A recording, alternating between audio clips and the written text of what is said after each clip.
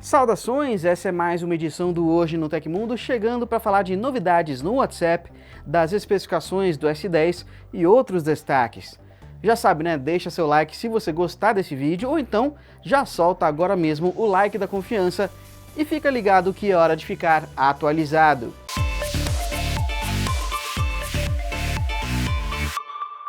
O site GSM Arena conseguiu a documentação dos celulares da família Galaxy S10 e divulgou detalhes deles. Então vamos lá. De comum, todos eles têm tela AMOLED do tipo Infinity O, ou seja, aquela com a câmera de selfie naquele buraquinho em vez de um entalhe. O processador é o Snapdragon 855 para os Estados Unidos e o Exynos 9820 para o restante do mundo, incluindo o Brasil.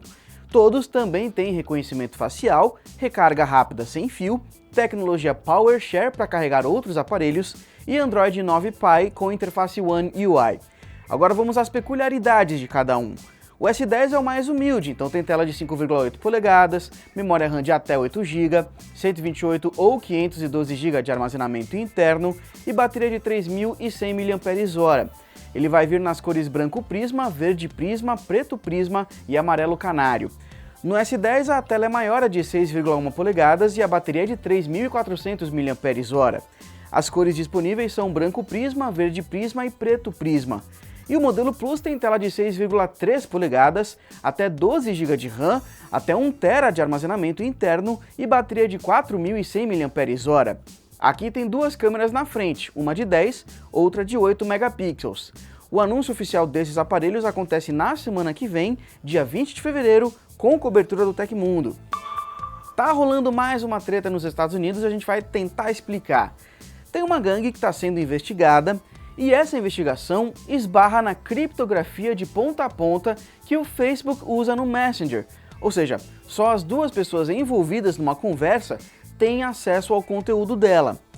Dois grupos de direitos civis tentaram na justiça a divulgação de documentos que descreveriam uma iniciativa secreta dos Estados Unidos para forçar o Facebook a quebrar a sua criptografia e descodificar conversas de voz entre usuários da rede social que usam o Messenger. A alegação desses grupos é de que o público precisa saber como essa lei funciona.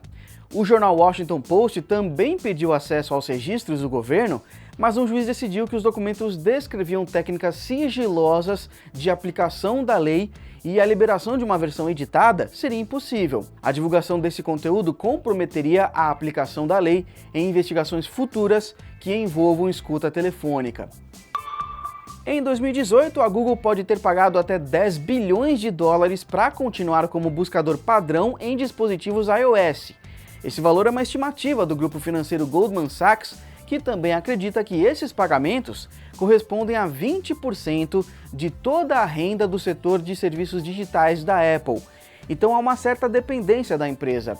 No momento, ela ainda tem condições de dar as cartas e estipular esses valores, mas a situação pode não ser tão favorável no futuro.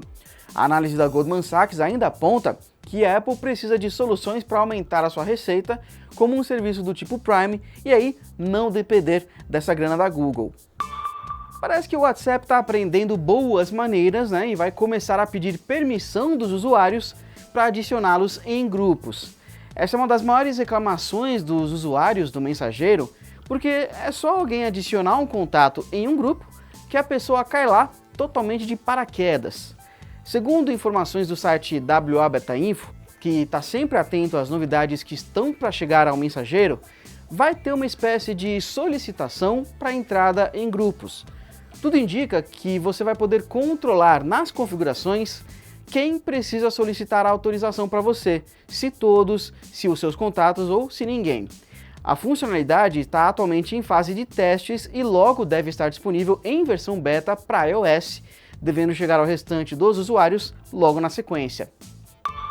E por falar no WhatsApp, parece que ele causa uma certa desavença entre o presidente Jair Bolsonaro e a Agência Brasileira de Inteligência, ABIN. Olha só, uma reportagem da Folha de São Paulo revela que o presidente usa o WhatsApp como principal meio de comunicação com ministros, autoridades, governadores, enfim, para qualquer tipo de comunicação presidencial. O problema é que a ABIN não acha isso seguro. Inclusive, ela disponibiliza um celular considerado seguro, que é criptografado, para autoridades que precisam tratar de assuntos de interesse público. Mas o Bolsonaro não utiliza esse aparelho seguro, ele usa um comum e está suscetível às vulnerabilidades que qualquer usuário está. Esse aparelho da ABIN, que é chamado de Terminal de Comunicação Segura, TCS, não permite a instalação do WhatsApp nem do Twitter, por considerar que esses e outros aplicativos também têm falhas. Em teoria, o WhatsApp tem criptografia de ponta a ponta, mas isso pode ser quebrado por criminosos. Segundo a Folha, o uso do WhatsApp é visto com reserva por integrantes do setor de inteligência do Palácio do Planalto, que acreditam que o aplicativo não seja seguro o suficiente para garantir o sigilo das mensagens trocadas. O porta-voz do governo, Otávio Barros, disse que Bolsonaro usa o WhatsApp para mensagens informais e que, em relação aos assuntos que exigem reserva, ele opta pelos meios de comunicação da Presidência da República. Se você tem problemas com a bateria de um iPhone, o Instituto Brasileiro de Defesa do Consumidor, IDEC, está recolhendo relatos de usuários sobre essa situação. De acordo com o Instituto, a ação é motivada porque as reclamações vêm aumentando consideravelmente.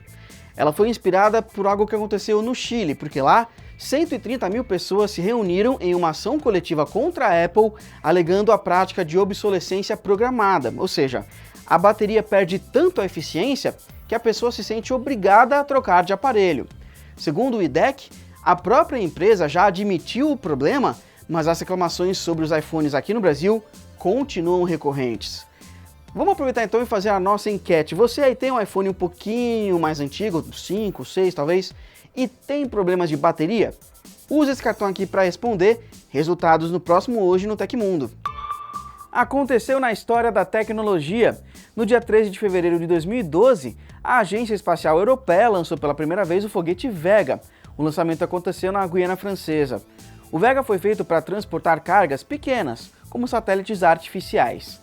Essa foi mais uma edição do Hoje no Tecmundo, sempre de segunda a sexta-feira aqui no nosso canal, ali pelo fim da tarde, exceto em feriados ou em alguma ocasião especial que a gente avisa antes.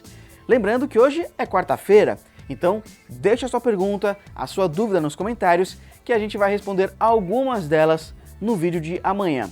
Confere o comentário fixado com os tempos e links das notícias de hoje. A gente volta amanhã então. Até lá!